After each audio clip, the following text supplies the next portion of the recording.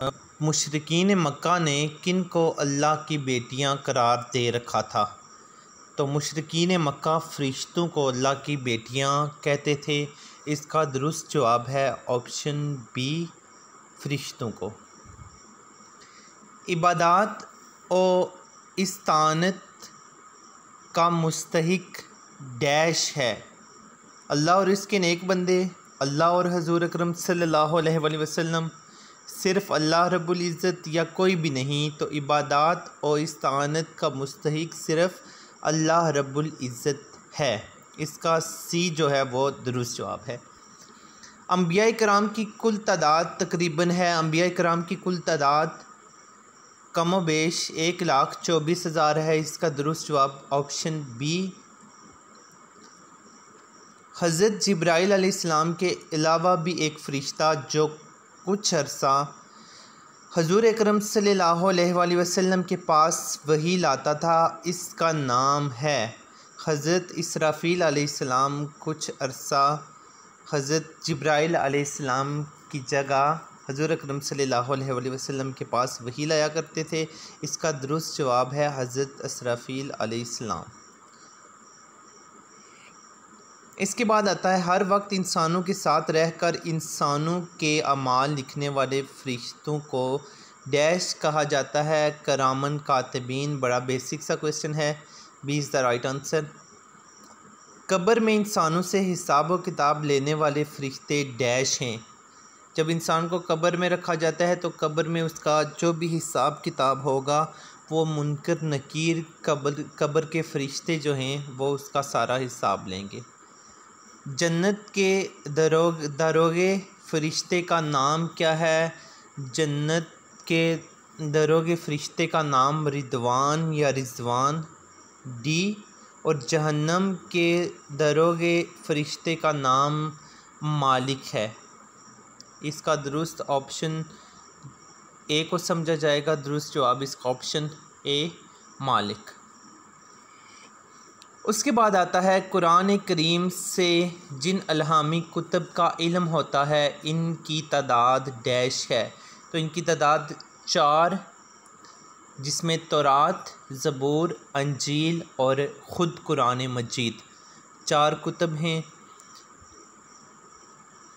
इल्हामी किताबों में तरतीब नज़ूली के एतबार से सबसे पहली किताब तौरात है। सबसे पहले तौरात, फिर इंजील, तौरात के बाद ज़बूर, ज़बूर के बाद इंजील और इंजील के बाद कुरान मजीद। तौरात के बाद ज़बूर, फिर इंजील और कुरान मजीद। अगला क्वेश्चन है इल्हामी किताबों में से तरतीब नज़ूली के एतबार से दूसरी किताब कौन सी है?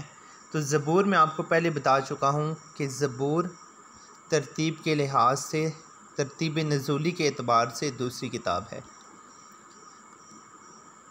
इसके बाद आता है इल्हामी किताबों में से तरतीब नज़ूली के एतबार से तीसरी किताब कौन सी है? तीसरी किताब इंजील।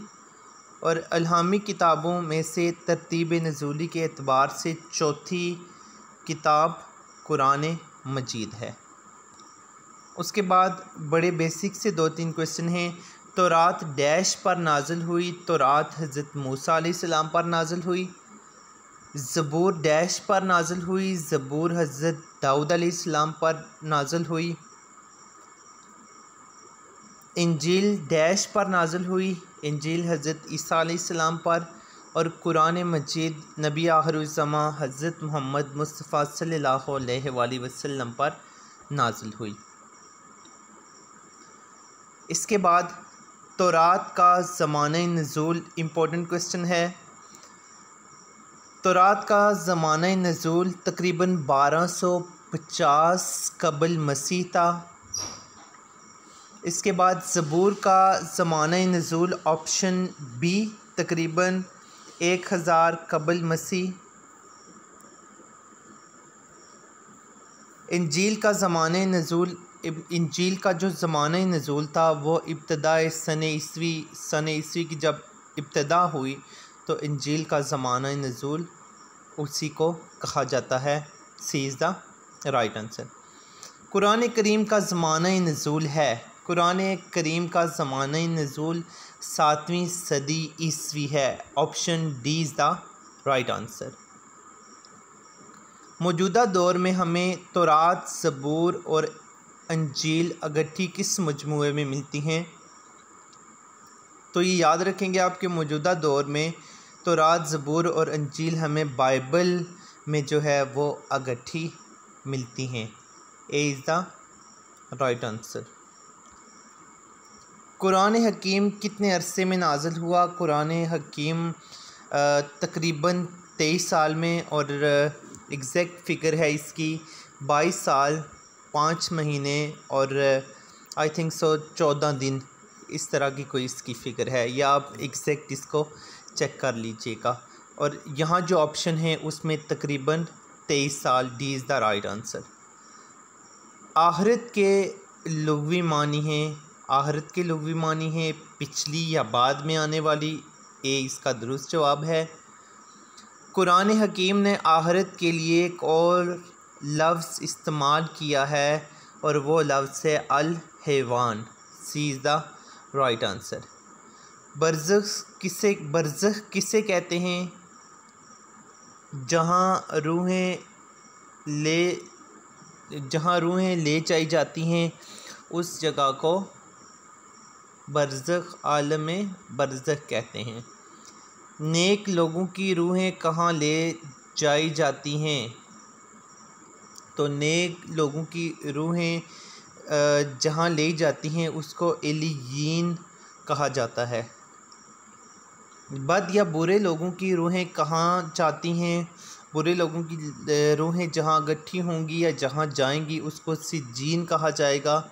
20 का दुरुस्त जवाब है। सूर कब फूंका जाएगा? जब क़यामत कायम करना होगी उस वक्त सूर फूंका जाएगा। सी इसका दुरुस्त जवाब है। उसके बाद आता है हौज़ कौसर कहाँ वाक़ है? तो हौज़ कौसर मैदान महशर में वाक़ है। इसका दुरुस्त जवाब है ऑप्शन डी। पुल सिरात या पुल सिरात कहाँ वाक़ होगा? पुल सिरात मैदान हशर में होगा। यहाँ से जो भी गुज़रेगा उसको या तो वो इस पुल से गुज़र कर जन्नत में चला जाएगा या पुल में ही गिरकर जहन्नम का ईंधन बनेगा। इसका दुरुस्त जवाब है मैदान हशर में। नहर कौसर कहाँ है? तो नहर कौसर जो है ये जन्नत में है। 20 का दुरुस्त जवाब है।